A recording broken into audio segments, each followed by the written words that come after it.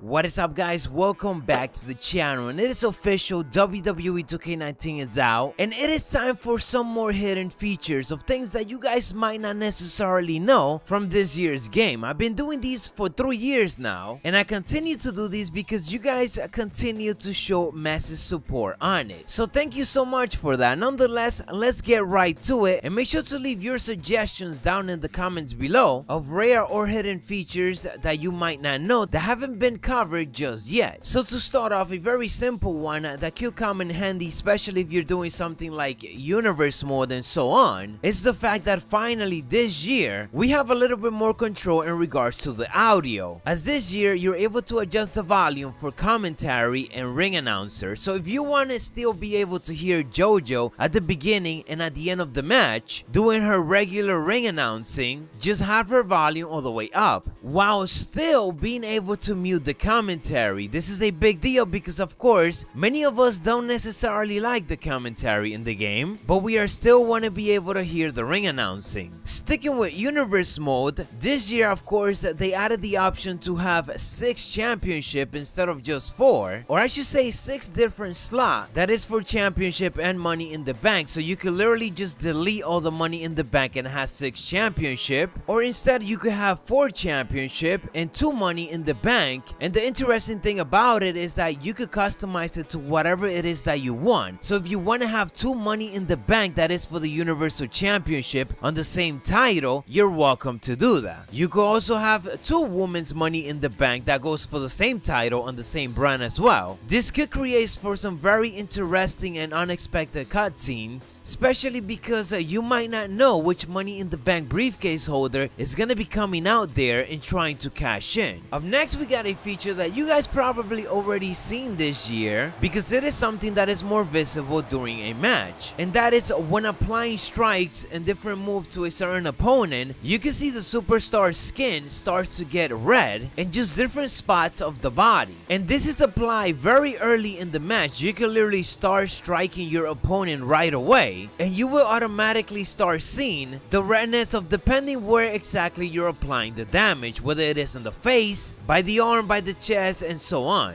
This was actually in last year's game, but this year again, you're able to see it much more. Up next, we're talking about something that is a hot topic of discussion right now, and that is the fact that you can have a tag team entrance with 2 demons on. And a lot of people are getting this confused, thinking that WWE game just added it there to just add it, but not necessarily. This is coming from my career. I'm not gonna spoil it to you guys, but at a certain point in my career, obviously, you're gonna be coming out with Demon Finn Balor, and you get different choices. In the end, this is one of the potential entrances that you could be seeing. But the cool thing about it is that, of course, you're able to use it on any team that you want. It is not limited to my career. And even though it has been covered by others already, this entrance is just insane, so I had to cover it. The superstar in the back is basically like a shadow to the Demon Finn Balor, just following him around kind of like a mirror, and it's pretty insane when you look at it. It is an entrance that you definitely should not be skipping. I managed to witness it while I was streaming my career, and I was just in shock. Sticking with entrances, this year WWE Games ended up adding a couple of new championship entrances and money in the bank briefcase entrances that are of course specific to certain superstars. To start off with the new championship entrances, one of the new one is John Cena from Raw 1000, and this kind of gives it a vibe of a heel Cena. So if you guys ever get John Cena being a heel in universe mode, this is a great championship entrance to use. Of course, John Cena was never a heel, but again, this entrance is the closest we ever gonna get to getting John Cena as a heel. Besides that, we also got new championship entrances in Pete Dunne, which I'm pretty sure you guys already seen, and Jinder Mahal. So not a lot in that department, but for the money in the bank, this year, for the first time, we're getting money in the bank preset entrances. There is a couple of generic entrances, but there's also specific ones to multiple superstars that were money in the bank in the past, such as John Cena, Edge, Daniel Bryan, Baron Corbin, which I already showed off in the channel, Carmella, Dean Ambrose, and so on.